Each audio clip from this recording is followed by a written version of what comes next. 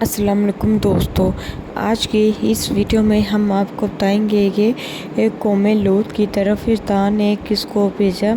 اور یہ لکیس کون تھی اور اس نے قوم لوط کی عورتوں کو کس ایک نئے گناہ میں مبتلا کر دیا تھا۔ قوم لوط جو کہ سب سے پہلے ہم جنس پرستی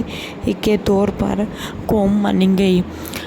شیطان جو کہ اللہ تعالیٰ کا سب سے بڑا نافرمان اور بنی آدم کا سب سے بڑا دشمن ہے، اس کی ایک بری نسل ہے جو کہ اس نے مختلف کاموں میں لگا رکھی ہے۔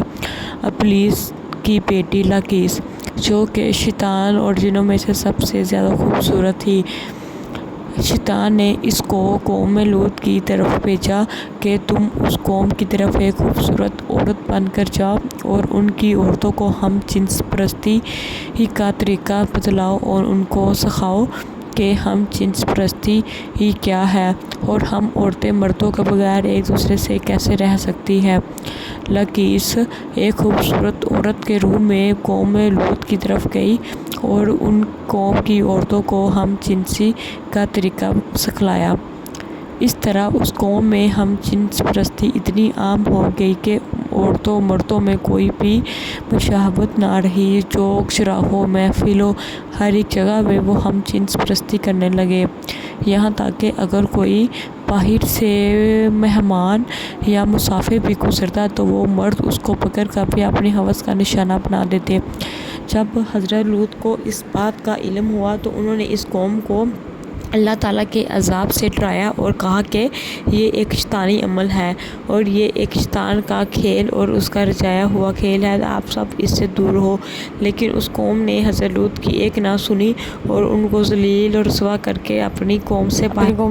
باہر نکال دیا۔ اس قوم پر اللہ تعالیٰ نے آسمان سے پتھروں اور آگ کے گولوں سے ایسی برسات کی کہ اس پوری بستی کے لوگوں کی پرخاشیاں اڑ گئی اور وہ پوری بستی تباہ و برباد ہو گئی۔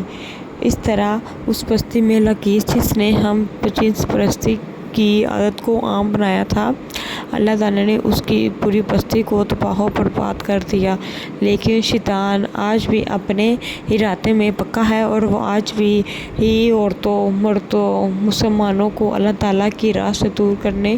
کی بے انتہا کوشش کرتا ہے اور ان کو سکھلاتا ہے کہ جس طرح ہم انسان اللہ تعالیٰ کی عبادت سے دور رہ کر بھی خوش رہ سکتے ہیں، جبکہ ایسا کچھ بھی نہیں ہے۔ دین میں، دنیا اور زندگی میں سکون صرف اللہ تعالیٰ کی عبادت میں ہے اور نماز ہی دلوں کا سکون ہے۔ اللہ تعالیٰ ہم سب کو شیطان کے وسوسوں اور اس کے جال سے محفوظ رکھے اور ہم سب کو اللہ تعالیٰ کی عبادت کرنے کی توفیق عطا فرمائے۔